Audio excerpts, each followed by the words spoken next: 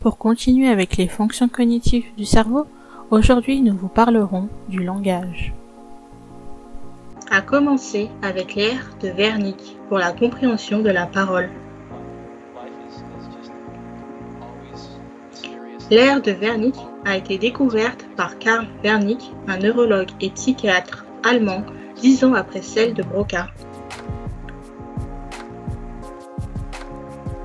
Le cerveau du patient mort a permis de comprendre que la compréhension du langage et la production de la parole ne mettaient pas en jeu les mêmes aires du cerveau.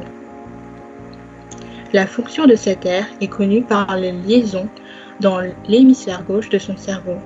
Elle provoque un déficit de compréhension du langage, oral et écrit, un débit de parole fluide, mais incompréhensible. Cette aire est liée à celle de Broca par le faisceau arqué et appartient donc au cortex associatif spécifique auditif. Elle permet donc d'associer une information entendue ou vue à une idée. Nous allons maintenant vous parler de l'ère de Broca et de son rôle dans la production de la parole.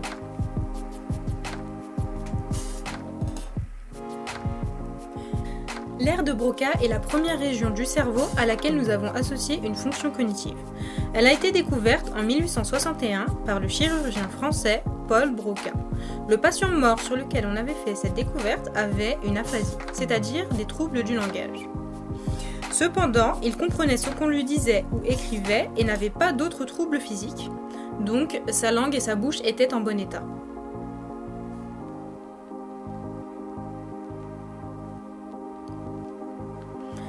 Il a été déterminé que l'aire de Broca avait un rôle dans le langage parlé, c'est plus particulièrement dans l'information de la manière d'articuler pour produire la réponse, mais aussi dans l'information qui est ensuite transmise au cortex moteur pour produire les mots.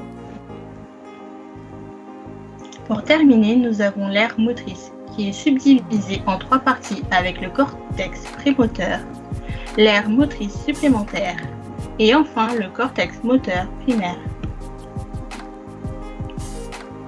L'aire motrice sert à la production de la parole. Au milieu du XXe siècle, le neurochirurgien Penfield a déterminé qu'il y avait 3 parties dans l'aire motrice. Il a été montré qu'il y a 3 parties dans le mouvement volontaire. Premièrement, pour capter et intégrer les informations extérieures.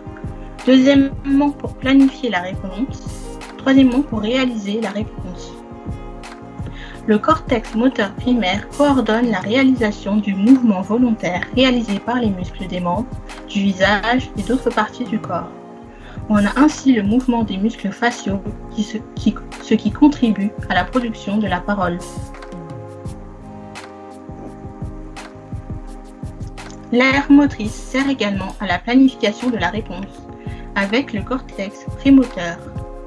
Le cortex prémoteur guide les mouvements après intégration des informations sensorielles et se déclenche donc avant le mouvement lui-même. Il guide plus particulièrement les muscles proximaux comme les muscles des épaules ou des membres. Enfin, l'aire motrice supplémentaire qui guide les mouvements après intégration des stimuli extérieurs comme intérieurs et se déclenche donc avant le mouvement lui aussi. Elle guide plus particulièrement les muscles distaux et est impliquée dans l'élaboration de mouvements complexes comme la coordination des 2 mains. Comment fonctionne le langage? D'abord, on entend des mots. Ces mots sont ensuite transmis à l'aire de Wernicke où ils vont être compris. L'information est ensuite transmise par le faisceau arqué à l'aire de Broca où il va y avoir production d'un code pour la réponse. Cette information sera ensuite elle-même transmise à l'aire motrice où un ordre pour la réponse va être créé et qui sera ensuite transmis aux muscles. Ces muscles qui sont impliqués dans la parole vont ensuite permettre de produire des sons que l'on appelle langage. Pour plus d'informations sur les fonctions cognitives, suivez-nous dans d'autres vidéos avec l'exposition du cerf-volant. Au revoir! À bientôt!